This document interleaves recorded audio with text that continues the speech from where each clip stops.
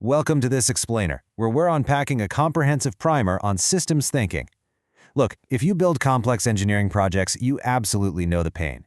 You know exactly what it's like when components work flawlessly in isolation, but the second you put them in production, complete failure. Today, we're going to give you a clear, structured macro lens to fix exactly that. So let's confront this frustrating tension head-on. Technical excellence in isolated parts absolutely does not guarantee the success of the whole. You can optimize a single piece of tech to absolute perfection, but what happens when it hits the real world? It runs into other systems, totally unpredictable user behaviors, environmental factors. It's a mess. When perfectly designed components fail to work together, it's almost always because we completely miss the spaces between them. To unpack all of this, our agenda is going to cover 5 quick parts: the engineering problem space, defining systems thinking, core systemic concepts, application and engineering practice, and finally, a multidimensional capability. Let's jump right in. Part 1, the engineering problem space, or the limits of isolated perfection. Traditional analytical reduction, breaking things down to their absolute smallest parts, is essential. We all do it. But modern projects struggle because of a level of complexity that reduction alone just cannot solve. We are dealing with massive interdependence across super diverse subsystems. Think about a modern aircraft. It's not just aerodynamics, right? It's propulsion, millions of lines of software, human interfaces, and maintenance networks, all talking to each other. Then you add systems of systems, where different pieces are managed by totally independent authorities. And to top it off, these systems exhibit dynamic, evolving behavior. They literally change as they interact with their environment over their life cycle. Which brings us to part 2, defining systems thinking and zooming out to the whole. I absolutely love the systems thinking tree metaphor because it beautifully contrasts what we observe with how we actually think. Think of the roots as what we attend to, the tangible structure, the relationships, the environment, and the ultimate purpose of the system itself. But the branches up above ground, those are our active mental models. It's our ability to perceive multiple perspectives, reflect on context, and actively reframe our assumptions. True systems thinking happens in that constant dynamic interplay between the roots we observe and the branches of our thought process. Let's move to part 3, core systemic concepts, basically the vocabulary of complexity. First up is the vital concept of the system boundary.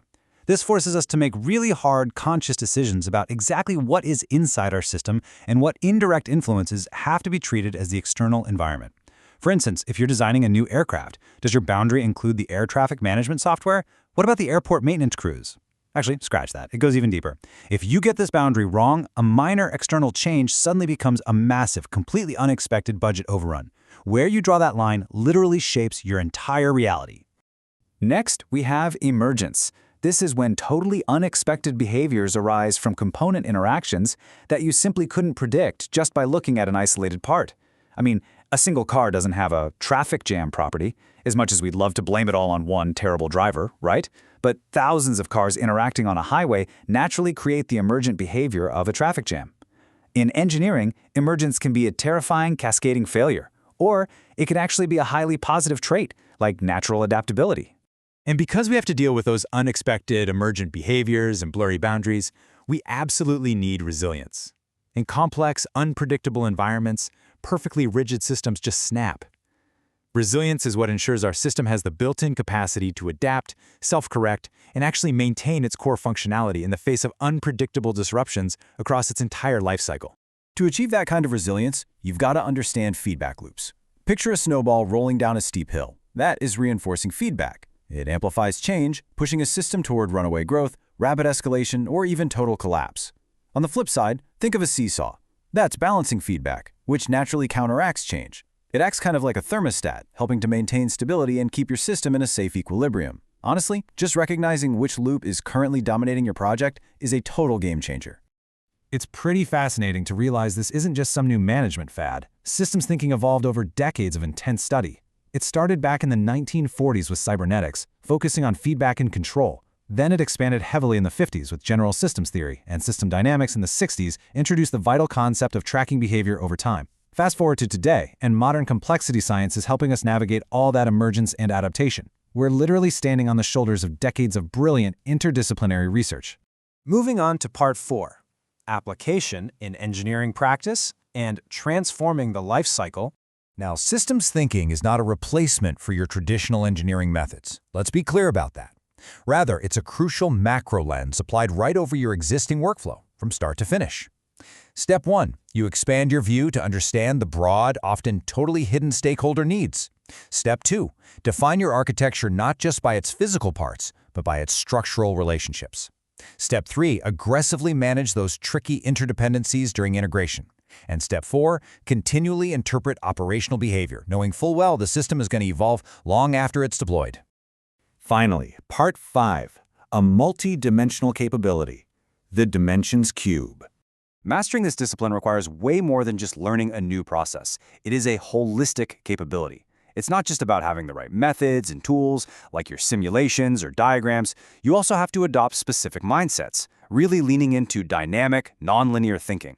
It requires building daily habits, like constantly checking your system boundaries. You develop an eye for recognizing recurring failure patterns. You hone attributes like synthesis and context awareness, and you ground the whole shebang in deep scientific foundations. All these dimensions have to work together. Which brings us to a major realization. Systems engineering and systems thinking are deeply, deeply complementary. They're two sides of the exact same coin. Systems engineering provides the rigorous, structured processes required to actually build the thing. But systems thinking, that provides the conceptual orientation to understand how that thing connects to the wider world. You simply cannot succeed at the highest levels without both. It really all boils down to this fundamental idea. Systems must be understood as organized wholes, whose behavior emerges from interactions among their parts and with their surrounding environment. Our ultimate goal as engineers is to transcend that isolated optimization and start seeing our engineered systems as beautifully interconnected, living structures. So I want to leave you with a final, provocative thought to take directly back to your desk today. How might your current project look completely different if you stepped back, zoomed out, and expanded your system boundaries right now? What hidden, indirect influences are you missing? What emergent behaviors are just waiting to surprise you? Keep those boundaries fluid, keep interrogating the interactions, and keep thinking in systems.